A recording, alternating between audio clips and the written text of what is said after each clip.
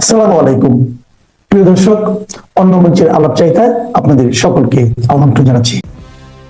এবার strait of হরমুজের উপর ভয়ানক মিসাইল হামলা করলো ইরান। যে আশঙ্কা এতক্ষণ করা হচ্ছিল, এবার সেই আশঙ্কাই কিন্তু সত্যি হলো। ইরান ইতিমধ্যেই স্ট্রেট অফ হরমুজ ব্লক করে দিয়েছিল, মানে বন্ধ করে দিয়েছিল। এই স্ট্রেট অফ হরমুজটি কি, আপনারা যদি ম্যাপটি দেখেন তাহলে বুঝতে পারবেন এটি অত্যন্ত গুরুত্বপূর্ণ প্রণালী, যেটি পার্সিয়ান গালফের সঙ্গে ভারতের একটি সংযোগ স্থাপনে সাহায্য করে এবং গোটা বিশ্বের যত তেল আমদানি রপ্তানি হয় তার 1/5 তেল এই রাস্তা দিয়েই কিন্তু বিভিন্ন জায়গায় যায়। ফলে স্ট্রেট অফ হরমুজ যদি বন্ধ হয়ে যায় তাহলে তেল ভর্তি অসংখ্য জাহাজ পরপর দাঁড়িয়ে পড়বে। ফলে গোটা পৃথিবীর তেল আমদানি রপ্তানি স্থগিত হয়ে যাবে, তা ইরান জানতো এবং ইরান কিন্তু খামেনির মৃত্যুর পর এই ধরনের ভয়ানক সিদ্ধান্তই নিয়েছে। দেখুন, এই ধরনের ডেডলি সিচুয়েশন এর আগে ইতিহাসে কখনো ক্রিয়েট হয়নি। স্ট্রেট অফ হরমুজের উপর শুধু ভারত যে নির্ভর করে আছে তা কিন্তু নয়, ইউরোপের একাধিক রাষ্ট্র এবং আমেরিকাও কিন্তু স্ট্রেট অফ হরমুজ দিয়ে তেল গোটা বিশ্বের কাছে আদান প্রদানের জন্য পাঠায় এবং সেই স্ট্রেট অফ হরমুজ অর্থাৎ এই পার্টিকুলার প্রণালীটিকে এখন ব্লক করে দিচ্ছে ইরান। এবং শুধু ব্লক করে দেওয়া নয়, এবার এখানে একটি তেল ভর্তি ট্যাঙ্কারের উপর ভয়ানক হামলা তারা করলো। সেই তেল ভর্তি ট্যাঙ্কারে টোটাল 20 জন যাত্রী ছিল, যার মধ্যে 15 জন হলো ভারতীয় যাত্রী। কোনোভাবে তাদেরকে উদ্ধার করা সম্ভব হয়েছে, কিন্তু এরপর ভারত কি করে সেটাও কিন্তু দেখার একটি বিষয়। এই স্ট্রেট অফ হরমুজ ইরানের কাছে কিন্তু কার্যত এক শেষ অস্ত্র। আপনারা যদি ম্যাপটি দেখেন তাহলে বুঝতে পারবেন এই স্ট্রেট অফ হরমুজের একটি প্রান্তে আছে ইরান, অন্য প্রান্তে কিন্তু কাতার এবং ইউএই। এবং কাতার কিন্তু এই ধরনের মিসাইল অ্যাটাকের কড়া নিন্দা করেছে। তারা একটি স্টেটমেন্ট দিয়েছে, তারা বলেছে এই ধরনের আক্রমণের বিরুদ্ধে তারা কথা বলছে এবং তারা কন্ডেম করছে।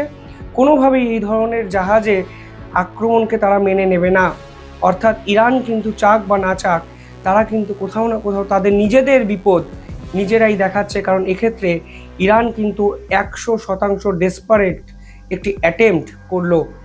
ফলে 15 জন ভারতীয় নাবিককে উদ্ধার করা সম্ভব হলেও তেল ভর্তি জাহাজের উপর এই ধরনের আক্রমণ গোটা বিশ্ব কি সত্যিই মেনে নেবে, সেটাও কিন্তু এই মুহূর্তে এখন সব থেকে বড় প্রশ্ন। পাশাপাশি ইরানে আপাতত রাষ্ট্রীয় শোক ঘোষণা করে দেওয়া হয়েছে এবং ইরান তাদের পরবর্তী সুপ্রিম লিডারের নামও কিন্তু ইতিমধ্যেই ঘোষণা করে দিয়েছে। অনেকে মনে করছিলেন ইরানে হয়তো খামেনির ছেলে পরবর্তী সুপ্রিম লিডার হবেন, কিন্তু আপাতত স্টপ গ্যাপ সুপ্রিম লিডার হিসাবে তারা আলী রেজা আরাফি তার নাম ঘোষণা করেছে, যিনিও খামেনির অত্যন্ত গুরুত্বপূর্ণ এক সহযোদ্ধা ছিলেন, কাছের মানুষ ছিলেন, ঘনিষ্ঠ মানুষ ছিলেন। ফলে সেই ব্যক্তিকে তারা সুপ্রিম লিডার হিসাবে কিন্তু ঘোষণা করে দিয়েছেন। এবার এই মুহূর্তে যদি স্ট্রেট অফ হরমুজ সম্পূর্ণভাবে বন্ধ থাকে এবং দিন 15 যদি বন্ধ থাকে তাহলে কিন্তু ভারত বিপদে পড়তে বাধ্য। তথ্য বলছে ভারতের কাছে এখনও 74 দিনের তেল মজুত আছে। ফলে স্ট্রেট অফ হরমুজ যদি অনির্দিষ্টকালের জন্য বন্ধ হয়ে যায় তাহলে গোটা বিশ্বের মতো ভারতও কিন্তু ভয়াবহ বিপদে পড়বে। কারণ 74 দিন পর তেল কিন্তু ভারতের শেষ হয়ে যাবে। ফলে তেলের যে ডিমান্ড তা কিন্তু ভারত মেটাতে পারবে না। ফলে ভারতকে কিন্তু ইমিডিয়েটলি বিকল্প ব্যবস্থা নিতে হবে। এবার দেখুন এই মুহূর্তে স্ট্রেট অফ হরমুজ কেন আরও ইম্পর্টেন্ট হয়ে যাচ্ছে, কিছু তথ্য আপনাদের সামনে উপস্থাপন করা যাক। আগের বছর স্ট্রেট অফ হরমুজকে কাজে লাগিয়ে ভারত কিন্তু 2 মিলিয়ন ব্যারেল প্রতিদিন তেল আমদানি করত, কিন্তু ফেব্রুয়ারি মাসে সেই তেল আমদানির পরিমাণ কিন্তু আরও বাড়িয়ে দিয়েছে। এই মুহূর্তে ভারত স্ট্রেট অফ হরমুজকে কাজে লাগিয়ে 2.6 মিলিয়ন ব্যারেল প্রতিদিন কিন্তু তেল নিজেদের দেশে নিয়ে আসে। ফলে জানুয়ারি ফেব্রুয়ারির যদি স্ট্যাটিস্টিকটা দেখেন তাহলে তেল আমদানি ভারত কিন্তু স্ট্রেট অফ হরমুজ দিয়ে 50%-এর বেশি বাড়িয়েছে। ফলে সেই যাত্রা পথ যদি হঠাৎ করে স্থগিত হয়ে যায় তাহলে বিশাল ক্ষতির মুখে যে ভারত পড়বে তা আপনারা সকলেই বুঝতে পারছেন।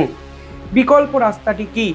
বিশেষজ্ঞরা বলছেন যে সৌদি আরবের পূর্ব পশ্চিম এবং ইউএইর কাছে ক্রুড অয়েল পাইপলাইন, এই দুই রাস্তাকে ভারত ব্যবহার করতে পারে। কিন্তু যদি এই দুই রাস্তাকে ব্যবহার করতে হয় তাহলে ভারতকে আরও বেশি রাশিয়ার তেল কিনতে হবে। কারণ ডোনাল্ড ট্রাম্পের সঙ্গে ভারতের ট্রেড এগ্রিমেন্ট হওয়ার পর ভারত কিন্তু রাশিয়ার তেল কেনা বাড়াতে চায়নি, বিকল্প তেল পরিষেবা বা তেল কেনার বিষয়টির কথা কিন্তু ভারত ভেবেছে, কিন্তু সৌদি এবং ইউএইর এই রাস্তা যদি ভারত বেছে নেয় বিকল্প রাস্তা হিসাবে, তাহলে রাশিয়ার থেকে তেল কেনার কথা ভাবতে